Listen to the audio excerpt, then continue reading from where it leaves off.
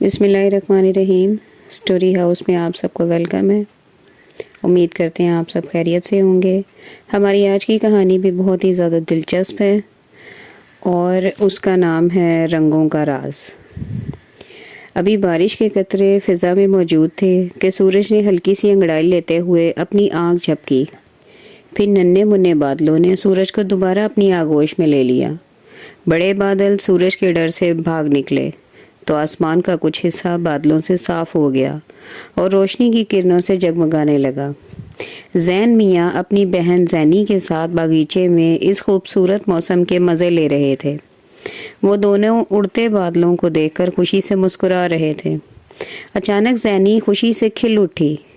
जैन भैया, वो देखें आसमान पर कितने खूबसूरत रंग हैं। मुझे इनका नाम भूल गया है।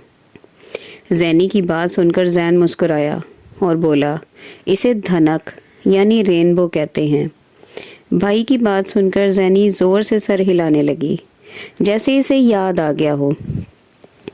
1 2 3 4 5 6, ओहो, 7वां रंग दिखाई नहीं दे रहा।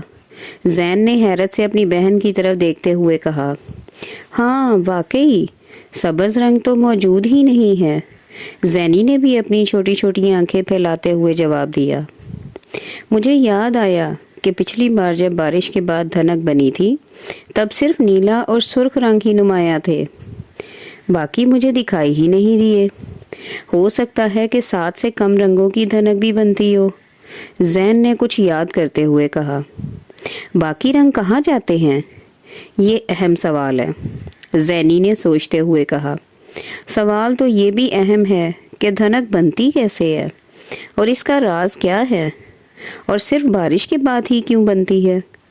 ये आम दिनों में क्यों दिखाई नहीं देती?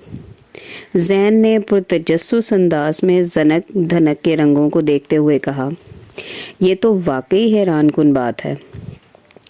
हमें इससे मुतल्लिक मालूमात लेनी चाहिए। जैनी ने पुरजोश लहजे में कहा, हाँ, लेकिन ये मालूमात किससे हासिल होंगी?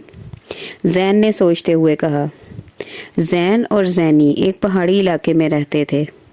बादलों का बसेरा रहता था, इसलिए वहाँ धनक के रंग अक्सर आसमान पर फैले दिखाई देते थे। हम दानी भैया के पास जाते हैं, वो बहुत सारी किताबें पढ़ते रहते हैं। मुझे उम्मीद है वो हमें ज़रूर इन रंगों का राज बताएंगे। जैन ने अपने पापा के चचाजाद भाई दानियाल का नाम लेते हुए कहा, बेटा ध्यान से जाना और वहाँ छतरी ले लो, क्योंकि मौसम का कुछ पता नहीं है, किसी भी वक्त बदल सकता है। किचन से मामा की आवाज़ सुनकर दोनों ने सर हिलाया और घर से बाहर चिनार के दरख्तों की तरफ बढ़ गए। दानी भैया अपना ज़्यादा वक्त उन्हीं दरख्तों के पास गुजारते थे। दानी भैया, दूर से आते दानी भैया को देखकर दोनों खुशी से चीख उठे। अरे खैर तो है, ये बहादुर जोड़ी इस मौसम में यहाँ पहुँच गई। उन्होंने प्यार से उनके सर थपकते हुए कहा, दानी भैया, हम रंगों का पूछने आए हैं।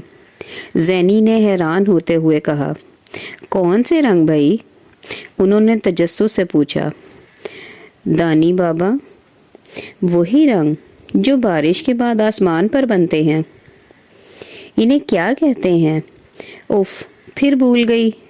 जैनी को शर्मिंदगी से सर पकड़ते देखकर जैन मुस्कुराया और बोला, धनक के रंग, कौसे कज़ा, रेनबो। हाँ वही ना। जैनी भी खिसियाते हुए मुस्कुरा ली। दानी भैया इनका सवाल समझ गए थे। उन्हें अपने साथ लिए एक ऊंची जगह पर बैठ गए और बोले, बच्चों, जब बारिश रुक जाती है तो फिज़ा में मौजूद पानी के कतरे में सूरज की रोशनाएं दाखिल होकर मुनक्किस होती हैं, तो रोशनी मुख्तलिफ रंगों में तकसीम हो जाती है और आसमान पर एक कौस नमूदार होती है। ये कौस थोड़ी देर बाद अपने रंग बदलती रहती है और कई बार ये तब्दीली इतनी जल्दी होती है कि इंसानी आँख हैरान रह जाती है। धनक बनने की शर्त ये है कि एक तो बारिश के कतरे फिज़ा में मौजूद हों और दूसरा सूरज की हल्की किरणें भी आ रही हों। اس کے رنگوں میں سرخ، نارنجی، پیلا، سبز، نیلا، جامنی اور گہرا نیلا رنگ شامل ہوتے ہیں۔ لیکن آج تو سبز رنگ نہیں دیکھا، کیا 7 سے کم رنگوں کی بھی دھنک بنتی ہے؟ زینی نے پوچھا۔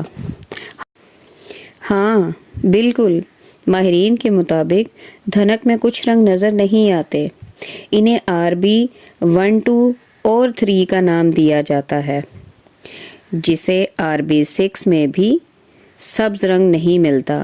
RB4 میں تمام رنگ موجود ہوتے ہیں، جبکہ RB9 میں نیلا اور سرخ رنگ ہی دکھائی دیتا ہے۔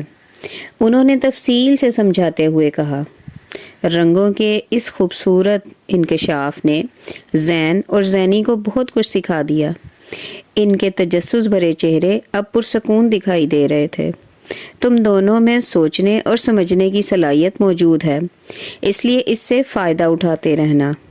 انہوں نے شفقت بھرے انداز سے انہیں دیکھتے ہوئے کہا تو دانی بھیا کا شکریہ ادا کرتے ہوئے وہ دونوں گھر کی طرف چل پڑے۔